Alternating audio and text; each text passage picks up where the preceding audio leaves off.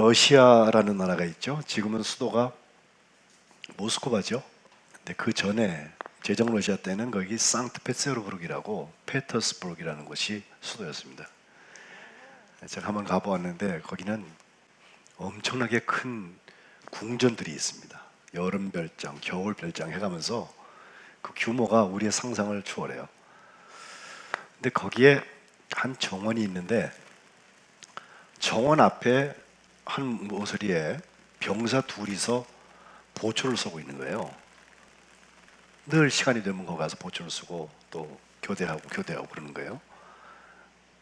그 외지에서 한 번은 어떤 경호대장이 그 궁전을 관리하려고 거기 파송을 받았는데 거기 부임하자마자 보니까 정원 앞에 이상하게 두 사람이 경호를 쓰거든요. 그 이제 물어봤습니다. 왜 여기 쓰는 거냐? 모릅니다. 근데 전부터 서왔으니까 여기는 시간에 서야 되는 곳입니다. 그렇게 말하더래요. 그래 언제부터 섰냐고 이제 물어봤더니 제 앞에서 하는데 그 언제부터인지는 아는 사람이 없어요. 그래서 이상해서 언제부터인지 다 가서 일지를 뒤져보고 했더니 왜 거기 세웠는지에 대한 이유가 먼저 나오는데 거기 세운 이유는 거기 의자가 옛날에 하나 있었는데 그 의자에다가 페인트 칠을 해놓고 혹시 사람들이 거기 앉을까봐 옷에 묻을까봐 경호를 둘을 세워놨는데 그때부터 지금까지 계속해서 의자도 없어진 다음에 그 경호를 세워놨다는 거예요. 근데 그 시간이 얼만큼 된다 보니까 200년이나 지났답니다. 그러니까 의자 하나 칠해놓고 200년 동안 말리고 있는 셈이 되는데 의자도 없어지고 세상 다 없어진 것입니다. 우리가 믿음 생활하면서 타성에 젖어서 우리에게 익숙한 것이 하나님의 뜻이려니 하고서 헛발디딜 때가 있어요. 우리 익숙한 것은 우리에게는 익숙합니다. 주님께서 꼭 우리의 익숙하고 우리가 옳다고 하는 대로 인도해 주시면 참 좋겠는데 때로 하나님께서는 사도 바울의 경우를 보면요, 사도 바울이나 혹은 그와 관계되는 모든 사람들에게 뜻밖의 일들을 가끔 하세요. 그러니까 내가 옳습니다를 주장하는 것보다 더 하나님의 일을 잘 감당하는 사람들을 보면 하나님께서 원하시는 게 무엇입니까? 하나님의 마음에 합한 사람이 되기 위해서 준비된 사람들 하나님께 쓰시죠. 거기에 조율할 수 있는 기능을 우리가 훈련하고 거기에 정말 적절하게 대응할 수 있도록 그렇게 체질을 키워나가는 것이 필요하다. 이 말씀을 먼저 드리고 싶어요. 우리는 사도 바울이 이제 먼 여행을 통해서 결국 로마를 향해서 가고 있는 현장에 와 있습니다. 그는 비록 미결수의 입장에서 로마 군인들의 호송을 받으면서 배를 탔지만 그 알렉산더호라는 배를 타고서 로마를 향해서 가고 있는데 지난주에 율리오라는 백부장의 이야기를 여러분 나눈 것처럼 그는 지금 그가 타고 있는 배가 유라굴로라는 광풍을 만나서 원하는 곳으로 가지도 못하고 또 심지어 사공들이 배의 무게를 가볍게 해야지 살아남을 것 같으니까 있는 물건들을 다 버리고 바다에 심지어는 항해하기 위해서 필요한 도구들까지 다 버리고 그리고 오늘 본문에 보니까 무려 14일 동안을 표류했습니다. 그리고 14일 동안 먹지도 못했어요. 사람들이 사흘만 먹지 않아도 인심이 흉흉해지지 않습니까? 네. 네가 한 바다에서 14일 동안 먹지 못한 사람들 무려 276명이 배를 타고 표류하고 있는 거예요. 어찌 될지 모릅니다. 그럴 때 일어난 일이 오늘 우리가 받들 읽은 본 말씀이에요. 감전에 큰 화재가 난 것처럼 우리가 살면서 우리 개인에게도 이와 같은 풍랑들이 올 수 있어요. 한 이틀 있다가 지나가면은 아유 재수 없이 그냥 그런 일이 일어나나 보다 하고 지나가면 되는데 무려 14일 동안 먹지 못하고 내일 일을 알지 못하고 그냥 뒤집어지면 다 죽는 거예요. 그 망망대해에서 그렇게 표류할 수 있습니다.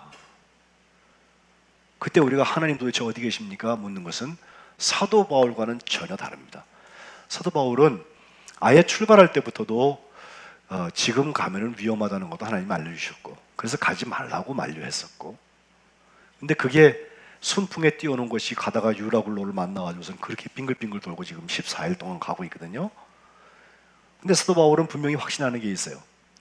어저께 지난 주일날 읽었던 우리 22절 24절 말씀에 보면 하나님께서 이 배에 있는 모든 사람의 생명을 내 손에 맡겼다는 거고, 이 모든 사람이 생명해하지 않고 결국 목적지인 로마까지 간다는 거예요.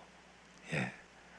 그러니 이 모든 일을 주장하시는 하나님을 믿는 바울의 입장에서는 지금 이 풍랑이 똑같이 두려운 일이지만, 똑같이 위험한 일이지만, 똑같이 견딜 수 없는 것이고 똑같이 예상치 못했던 일이지만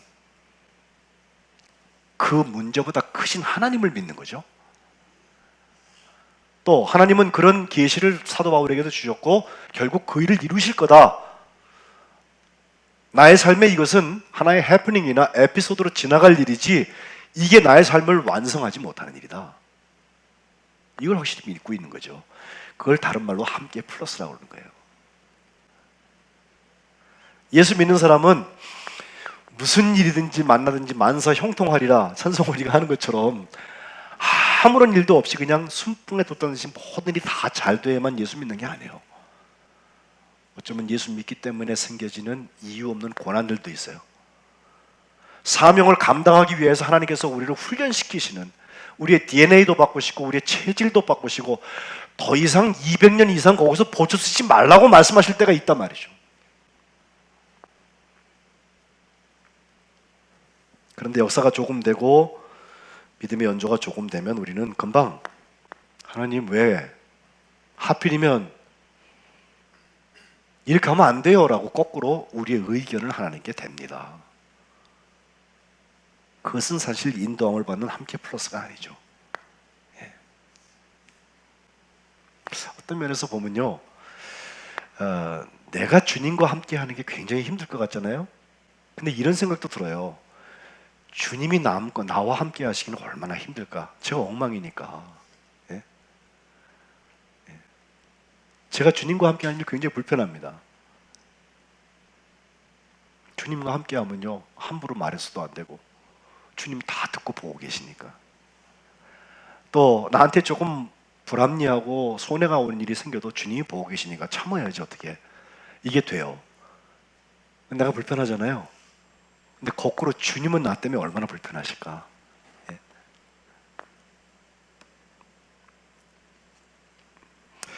어저께 우리 청장님들하고 우리 교회에서 제가 와서 처음으로 한 행사가 있었어요. 힐링 캠프라는 것인데, 예, 저기 나오네요. 노원구에 이렇게 좋은 집이 있고 시설이 있더라고요. 이번에 처음 알았는데, 이화여자대학에서 가르치는, 여러분 광고 드린 대로 백소영 교수를 모셔서 한 2시간 좋은 강의도 듣고, 또 우리 역할을 바꾸어서 남자들과 여자들 여러 가지 프로그램도 해보고 밤늦게까지 시간들을 갖고서 오늘 아침에 그거 직접 와서 예배드리고 있어요 지금. 근데 그분이 쓴 책이 있잖아요. 네, 엄마가 된다는 게 뭐냐에 대해서 늘 물어봤는데, 그 옛날 요 책 개정판 앞판에 보면요, 아프거나 미치거나 라고 그랬어요. 부제를. 2009년도에 나온 책인데, 근데 이것을 다시 바꾸어서 혼자함은 킬링이고 죽이는 거고 함께하면 힐링이다 이렇게 말했어요. 그러니까 부부가 함께 육아도 하고 함께 가사도 하고 함께 미래도 같이 함께 믿음도 같이 이렇게 함께 세워져 나가는 모델을 제시하면서 그분이 여자로서 자기가 스스로 아이를 고등학교에 보낼 때까지 쭉 키우면서 경험했던 미국에서와 한국에서의 그 경험들을 토대로 해서 저 책을 쭉 썼는데, 제가 쭉 이렇게 훑어서 읽어보니까 거기 재미난 표현들을 해요. 여러분 지금 우리가 휴대폰 쓰는 게 4세대 통신이라서 4G라는 걸 쓰고 그거 LTE라고 하지 않습니까? 이 사람이 1G, 2G, 3G, 4G 그러면서 first generation, second generation, third generation, fourth generation 이렇게 구분을 해서 얘기를 하면서 엄마가 이상적인 사람이 누구였나 그것을 쭉 얘기해요. 예? 이상적인 엄마 모습이 뭐냐. 예? 근데 우리 아빠들한테 먼저 묻더라고요. 책을 주기로 약속을 하고서. 그랬더니 모 권사님이 현모양처요 딱 이렇게 얘기하더라고. 예? 우리 엄마에 대한, 혹시 내 아내에 대한 이 아이디얼 타입 가장 이상형이 뭐냐 그랬더니 현모양처. 근데 현모양처는요 미안하지만 2G, Second Generation, 그때의 이야기라는 거예요. 그때는 겨우 농경사회, 목축사회를 지나가서 현대 오기 전 얘기예요. 그게 근대 이전 이야기. 여전히 그 가치가 우리에게 있잖아요. 여성 그러면 다소곳하고 덕이 넘치고 잘 참고 어질고 부지런하고 등등등등, 그죠? 또 처음에 그 장자크 루소 얘기를 하면서 결혼한 다음에 남자는 확 피어서 활동적이 되고 여자는 그때부터 포기하기 시작한다, 뭐 그런 전제에서부터 쭉 시작을 하던데, 그 이전 시대는 어땠을까? 그분이 연구를 해보니까 저도 그 이전은 살아보질 않아서 모르겠어요. 근데 농경 시대하고 목축 시대에 보니까 여성들이 다 노동 인력이었다는 거예요. 다 일하는 워킹맘이었다는 거죠. 그러다가 현모양처가 된 다음에, 그 다음에 최근 뭐 정보화 시대 들어오기 바로 전까지 엄마들은 뭘 했나 보니까 관리자로서, 특별히 아이들을 양육하는 데 있어서는 관리를 잘하는 엄마, 그래서 필요한 정보도 갖다 들이대고 그 아이들이 어떻게 클 수 있도록 길을 자꾸 깔아주고 이랬던 관리자로서의 엄마였었는데, 이제 앞으로는 어떤 엄마가 돼야 되노? 안 온 청장들이 있어 내가 이거 지금 반복하는 거예요. 그때 하는 말은 재능 엄마가 돼야 된다.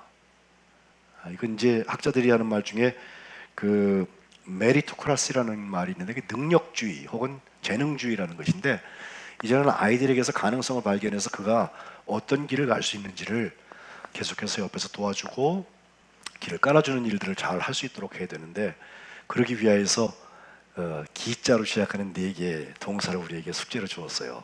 제일 첫 번째는 그 기가 뭐냐? 기억하라는 거예요. 쉽게 잊어먹고 벌로 넘기지 말아라. 두 번째는 기대하라는 거예요. 조건부 기대, 내가 못한 거 걔한테 투사시키고 이런 거 하지 말고, 제게 있는 저 특별한 현상이 어떻게 될까? 애 입장에서 같이 기대해 보는 거고, 그 다음 세 번째는 기다려주라는 거예요. 그 아이가 반응할 때까지 기다려주라는 거예요. 그리고 마지막은 우리 제일 잘하는 거, 기도하라는 거지, 기도. 그 기기 4개를 제가 이렇게 보면서 참 좋다. 우리 석관제일교회 앞으로 결혼할 사람들까지 해서 우리 교회 이제 다음 세대들이 저렇게 해서 아이를 키우면 이 세상이 이렇게 빨리 변하는데, 우리 교회에서도 이게 마치 어머니의 자궁과 같아서 거기서 미래의 일꾼들, 하나님이 크게 쓰실 수 있는 인물들이 이 교회에서 나오기를 간절히 소원했습니다. 우리 어르신들 하나님 나라 가깝다, 언제고 가지, 그냥 그러고만 계시지 말고 그런 아주 자이언트들이, 큰 일꾼들이 교회에서 나오는 걸 보고 가면 더 좋잖아요, 그죠? 위에서 축복하시고 우리 다음 세대들, 허리 세대들을 위해서 중보하는 우리 석관제일교회 되시기를 주님의 이름으로 부탁합니다. 제가 이 이야기를 쭉 하는 이유는 못 참석한 분들을 위한 이야기이기도 하지만, 가만 보면요, 정말 사도 바울이 그 복음을 전했던 그때하고 지금하고는 전혀 다른 세상 아니에요? 근데 이 세상 발전되는 속도가 앞으로는 점점 더 빨라집니다. 기술로 봐도요. 그 태국의 코랏, 거기 어저께인가요? 그저께인가 그 페이스북을 들어가 보니까 그 집 짓고 있는 현장을요, 드론을 띄워가지고 헬리콥터 조그만 거 있잖아, 드르륵 하고 가는 거, 그래갖고 현장을 막 찍어갖고요, 우리 학교입니다 하고 다 올렸더라니까. 세상이 이렇게 변했어요. 생각도 못하던 일들이 쉽게 일어나요, 쉽게. 그런데 변치 않는 원리 하나 있어요. 그건 사도 바울의 여정에서도 보여지는 것처럼 디모데전서 2장 4절에 있는 말씀인데, 이거 우리 다 같이 한번 소리에서 읽읍시다. 하나님은 모든 사람이 구원을 받아 진리를 아는 데 이르기를 원하시느니라. 아멘. 성경학자들에 따라서는 저 문맥에서 읽어야 된다고 해서 다른 얘기 하는 분들도 계시지만, 저는 저 말씀 그대로가 그냥 좋아요. 하나님이 누구는 구원하시고 누구는 구원 안 하셔? 그런 하나님 아니에요. 모든 사람이 구원을 받기를 원하시고, 모든 사람이 하나님이 참되도 하고 하는 진리를 그들도 알고, 알 뿐만 아니라, 머리로 아는 것뿐만 아니라 삶으로 알아지는 거기까지 이르길 원하시는 거. 이건요, 주님이 세상을 완성하실 때까지, 세상이 아무리 변해도 변치 않는 진리 중에 하나예요. 하나님의 사랑이 끝이 없다는 게 그거 아니에요? 구원하려고까지 노킹하는 거예요. 그의 이름을 부르고 그 아버지의 관심 가지고 찾아오고 어머니의 사랑 가지고서 찾아오고 어떻게든지 기회를 통하여서 그의 삶에 새로운 반전이 일어나고 하나님과 함께 플러스하기를 원해서. 그러고 보면 유라굴로라고 하는 광풍을 통해서 사도 바울과 그 배에 함께 탄 모든 사람들이 지금 굉장한 위협을 느끼고 위기에 처한 건 사실이지만, 지난주에 율리오 같은 경우가 그거 아니에요. 처음에는 선장과 선주의 말을 바울의 말보다 더 믿었다가 일이 진행되는 걸 보고서 이제부터 바울의 말을 듣기 시작하잖아요. 그건 바울을 하나님께서 물론 높이신다 그런 뜻이 될 것이 아니에요. 바울을 통한 하나님의 음성을 율리오가 집행하기 시작했다는 거죠. 권력을 준 사람이 어떤 영향을 받냐에 따라서 그 사회가 바뀌잖아요. 그런데 이제 오늘 본문에 오면 율리오고 뭐고 이 배가 파손되는 지경을 우리가 봐요. 그런데 이 일도 이미 하나님께서 사도 바울에게는 알려주신 것이 22절, 27장 22절에 보면 이제는 안심해라. 너희 중에 아무도 생명에는 아무런 손상이 없다. 다만 배뿐이라. 오직 배는 파손될 것이다. 이런 마음을 주님께서 미리 알려주셨거든요. 그 사도 바울은 그것에 대해서 전 이해가 있어요. 그러니 그렇게 되어도 놀라지 않습니다. 근데 이 일이 있기까지 그렇게 하면서 결국은 사람은 하나도 죽지 않고 276명 모두가 14일 이후에 멜리데 섬까지 헤엄쳐 들어가게 되는데, 그 모든 과정에 적어도 2번 모든 사람이 구원받고 진리에 이르기를 아는데, 진리를 아는데 이르는 그 모든 일이 방해될 일이 2번 오늘 본문에 나와요. 그 하나는 사공들입니다. 사공들. 그날은 14일째 되는 날 밤이었어요. 자정쯤 되어서 배가 가고 있는데 사공들은 느낌으로 알거든요. 묻지 가까웠다. 깜깜해서 안 보이는데도 점점점 육지가 가까운 것을 하도 배를 탔으니까 알아요. 그래서 바닥에다가 재보니까 20척이었다가 조금 더 있다 재보니까 15척. 점점점 얕아지는 거 아니에요. 그럼 계속 가다가 어디 가서 꽝 부딪히면 어떡해. 그래서 일단 닻을 4개를 내려놓고서 이제 날이 밝으면 들어가자. 그러고 기다리고 있다가 이제 대기하기로 그렇게 했는데, 그때 그 사공들의 마음속에 이런 생각이 들어가는 거예요. 아직도 풍랑이 다 끝나지 않았는데 이 배를 버리고 거기서 그 거룻배를 내려가지고선 우리가 먼저 도망가자 말이죠.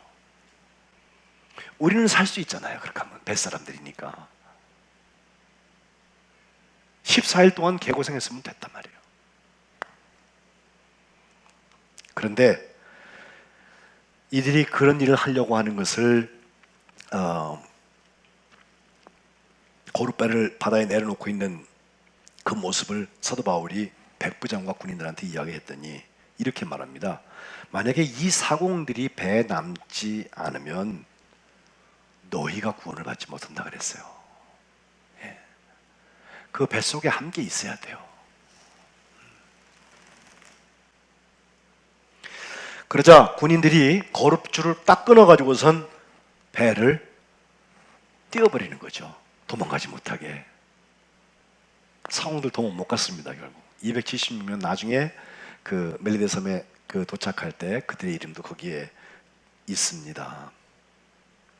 그 다음에 다른 하나의 그 사건이 있었다면, 그것은 이제 그 집안 다 가서인데 군인들이 이번에는 그 주인공이 되었는데 42절에 가보면 이제 물이 막 요동하고 있는데 그 집안 다 가까이 왔어요. 이제 날도 밝았고, 그래서 무태 들어가려고 하는데 거기 죄수를 비롯하여 사람들이 가까이 오니까 막 뗏목이라도 타고서 헤엄쳐 들어가려고 막 그러거든요. 그러니까 군인들의 생각은 뭐예요? 저건 분명한 죄인들인데, 물론 사도 바울은 아직 미결수지만 분명한 죄인들이 있거든요. 이 흉악범들을 만약에 거기다 풀어놨다가 이 사람들이 잡히려고 그러겠어요? 다 도망가지? 그러면 우리가 더 어려움을 당하지 않나 싶어서 내리기 전에 죽여버리려고 그랬다고요. 그런데 43절에 그 율리오라고 하는 백부장이 바울을 구하기 위하여서, 바울을 구원하려 하여서 그렇게 하지 말라고 그 뜻을 막고 헤엄칠 줄 아는 사람들을 다 뛰어내려가지고서 먼저 육지에 가 있어라. 그래가지고선 배 무슨 뭐 널조각, 배 물건 이걸 가지고 통통통통 발짓고 헤엄쳐가지고선 결국 다 상륙하여서 구조함을 받았다는 것입니다.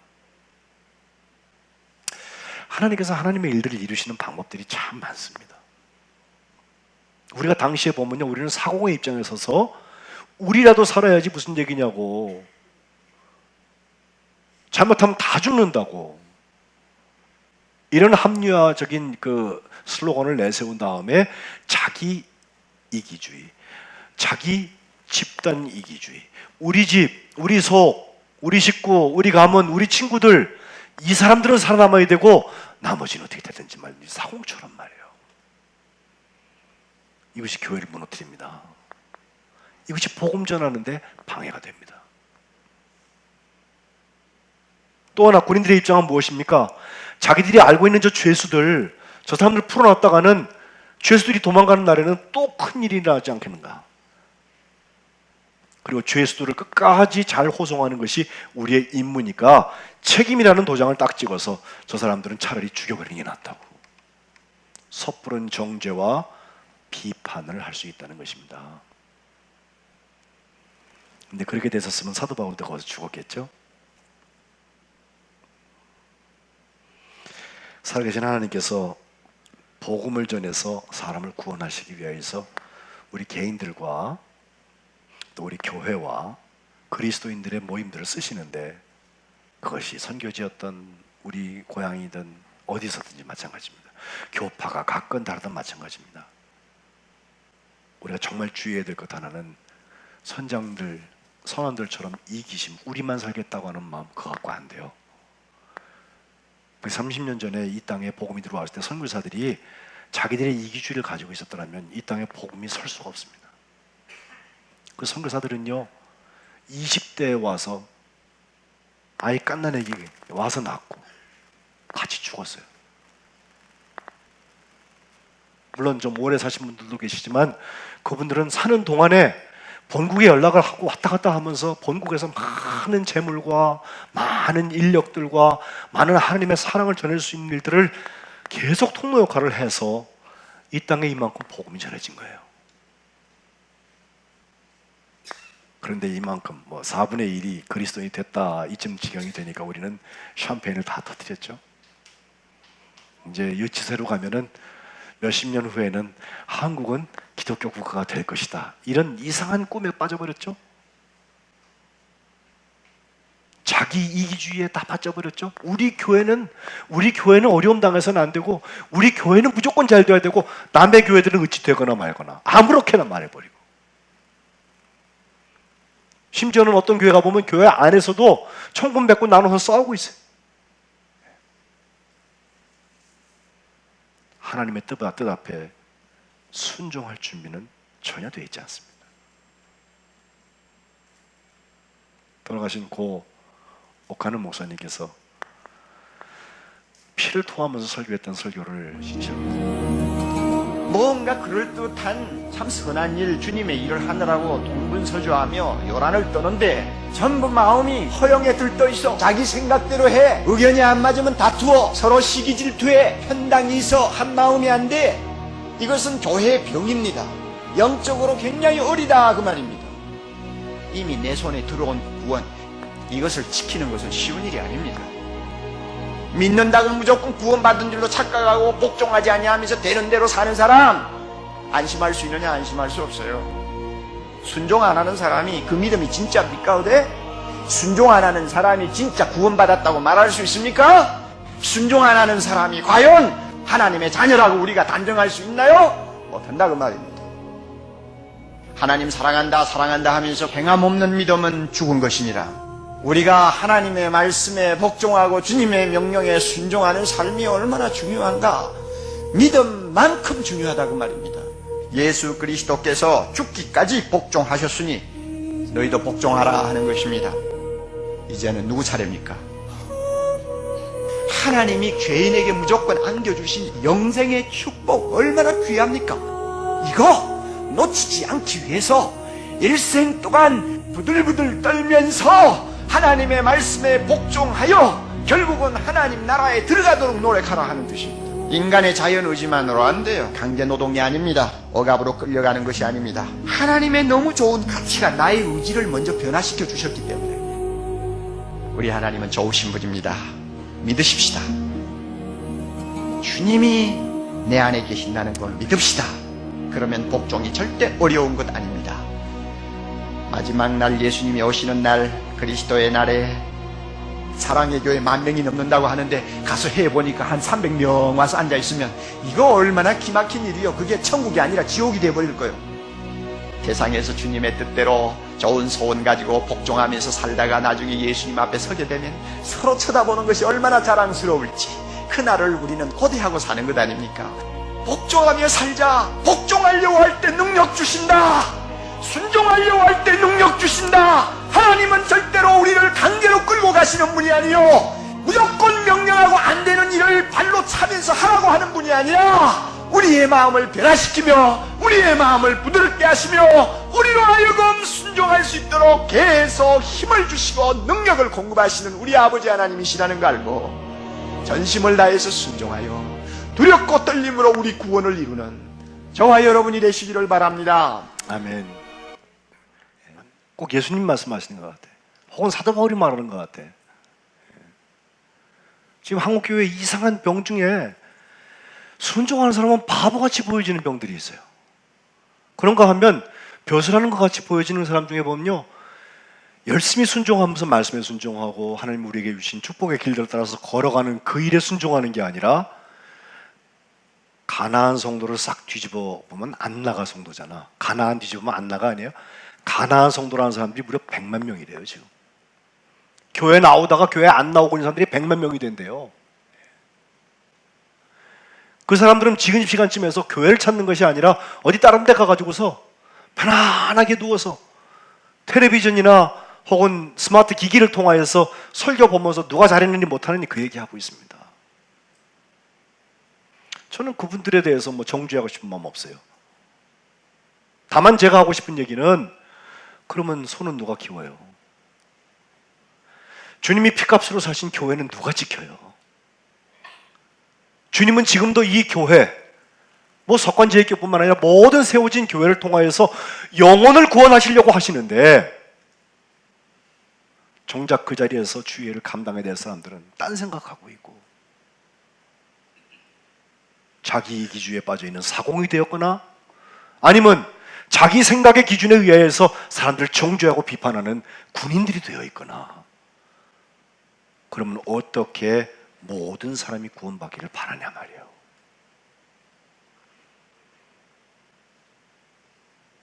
저부터 회개합니다. 이게 준비되어 있지 않으면 모양은 교회인데 사실은 교회 아닌 거예요.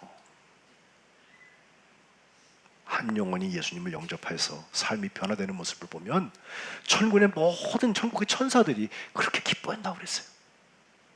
잔치가 열린다고 그랬어요.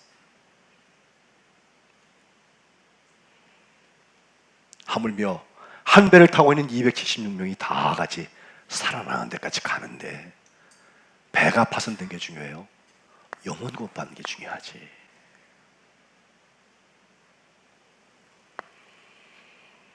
이 일을 위하여서 사도 바울은 우리가 다 다른 사람들이지만 276명은 공동체라는 것을 확인하고 있습니다.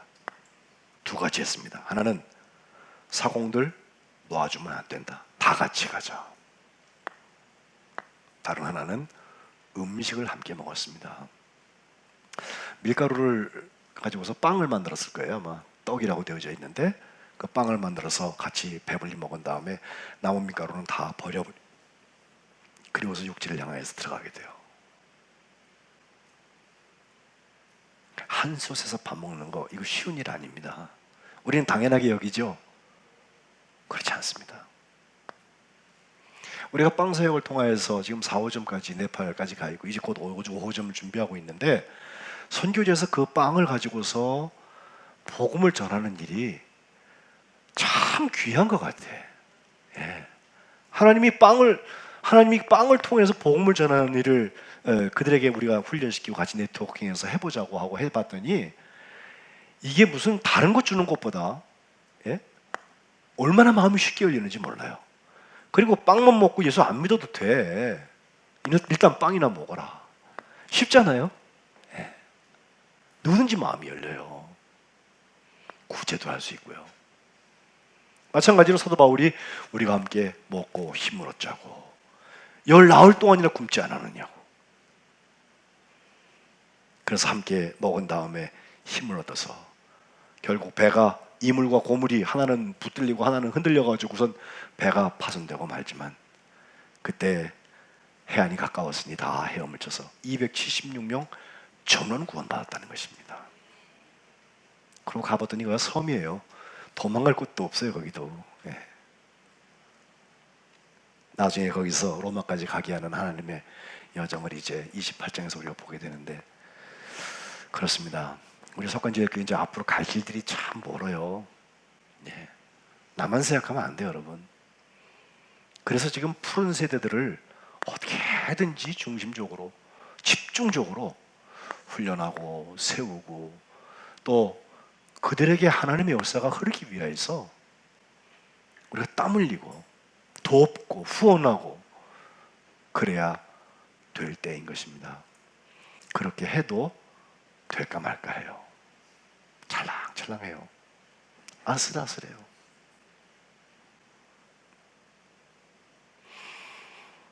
저는 함께 플러스 역사를 우리가 감당한다고 할 때 그냥 아무 의식 없이 보조 쓰던 거니까 따라서 보조 쓰자 그러면서 의자도 없는 곳을 페인트 칠 맞겠다고 서 있는 그 병사들처럼 그냥 눈에 초점을 잃어버린 그리스도인들 아니었으면 좋겠어요.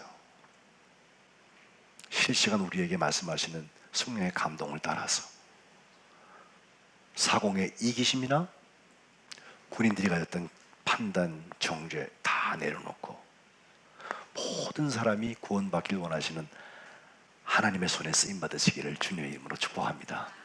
다 같이 손에서 기도.